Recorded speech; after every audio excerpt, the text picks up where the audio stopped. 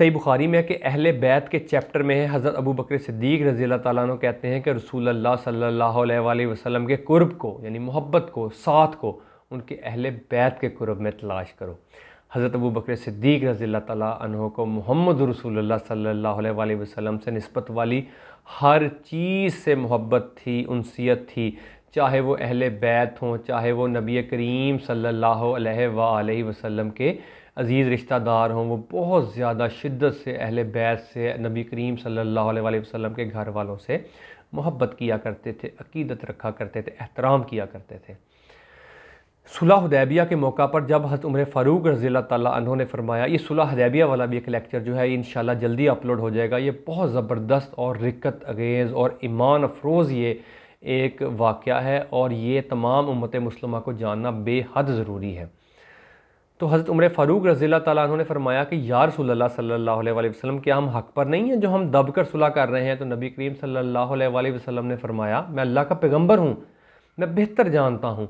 फिर हज़रत अबू बकर सिद्दीक़ रज़ी अल्लाह ताला अन्हु के पास गए हज़रत उमर फ़ारूक रज़ी अल्लाह ताला अन्हु ने जाकर पूछा, हम दब कर सुलह क्यों कर रहे हैं, कि हम हक़ पर नहीं हैं?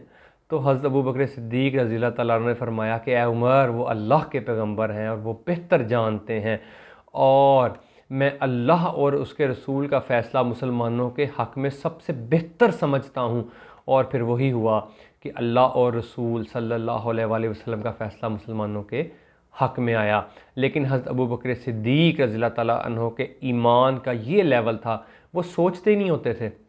वो कहते थे कि बस जो अल्लाह का फ़ैसला है और रसूल अल्लाह सल्लल्लाहु अलैहि वसल्लम का फ़ैसला है, बस इसी में खैर है, यही बेहतर है, और मैं वही करूँगा जो नबी करीम सल्लल्लाहु अलैहि वसल्लम ने फ़ैसला कर लिया, मैं उससे एक इंच भी नहीं हटूँगा।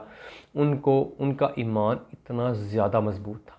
सही बुखारी में आता है कि मुर्तदीन ज़कात वाले मामले में बड़े बड़े सहाब कह रहे थे कि इतने महाज़ों पर आप जंग न खोलें, पहले ही कुछ कबाइल मुर्तद हो गए हैं, फिर दो बड़ी ताकतों से भी हम लड़ रहे हैं, फिर रोमन और फ़ारस वाले लोगों से भी लड़ रहे थे, यानी उस वक़्त के जो सबसे अज़ीम, सबसे बड़ी जो कौम अज़ीम, जो उस वक़्त ताकत में अज़ीम थी, उससे भी लड़ रहे थे। तो सैयदना अबू बकर सिद्दीक़ रज़ी अल्लाह ताला अन्हु ने फरमाया कि अल्लाह की कसम, अगर कोई रसूल अल्लाह सल्लल्लाहु अलैहि वसल्लम के ज़माने में जानवर देता था और उसके साथ रस्सी भी देता था, अब अगर वो रस्सी नहीं देगा, मैं उसके ख़िलाफ़ भी कताल करूँगा, और अगर मुझे अकेला भी कताल करना पड़ा तो मैं अकेला भी कताल करूँगा।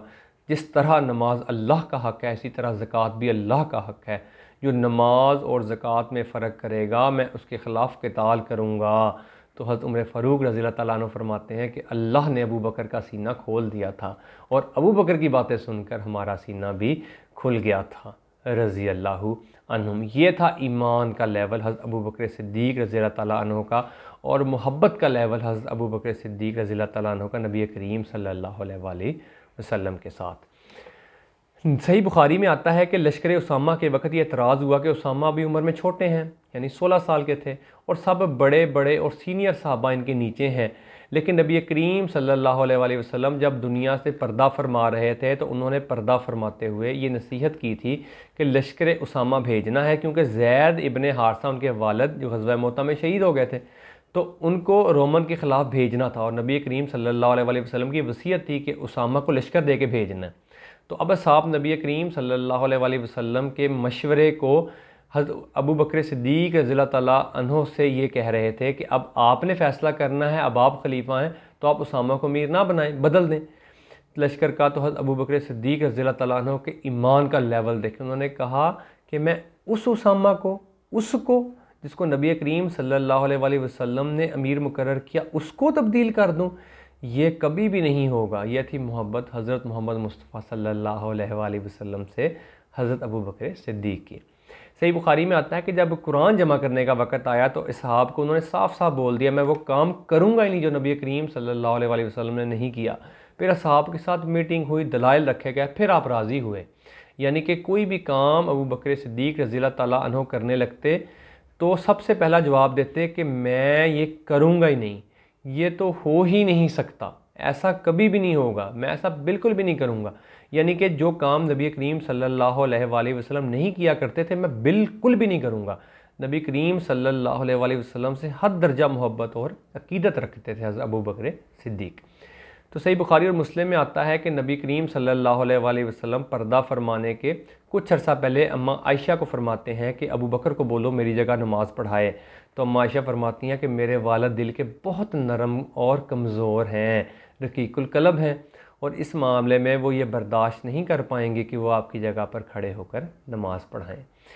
सही बुखारी में आता है कि एक औरत हजूर अकरम सल्लल्लाहु अलैहि वसल्लम के पास आती है और बोलती है कि ए अल्लाह के नबी सल्लल्लाहु अलैहि वसल्लम, मैं आऊँ और आपको ना पाऊँ तो मैं क्या करूँ? तो आप अलैहिस्सलाम ने फरमाया कि तुम अबू बकर से मिल लेना।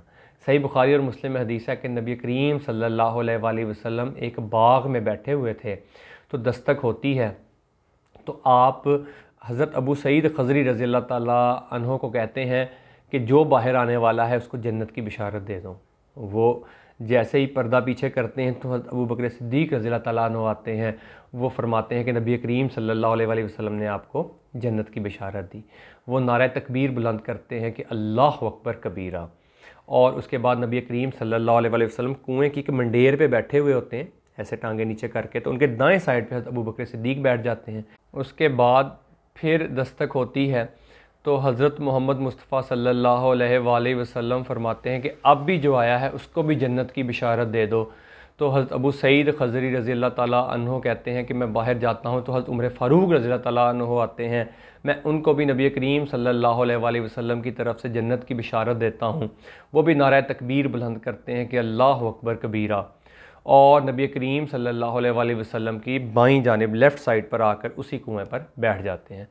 उसके बाद फिर बाहर दस्तक होती है तो नबी करीम सल्लल्लाहु अलैहि वसल्लम फरमाते हैं कि अब जो आया है उसको जन्नत की बिशारत भी दो, लेकिन उन तमाम तकालीफ़ के साथ जो उस पर आने वाली हैं।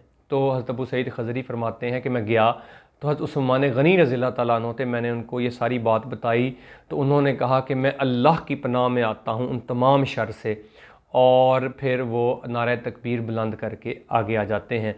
अब नबी करीम सल्लल्लाहु अलैहि वसल्लम के दाएं जानब भी जगह ख़त्म हो जाती है, बाएं जानब भी, तो हज़रत उस्मान गनी सामने बिल्कुल उनके बैठ जाते हैं।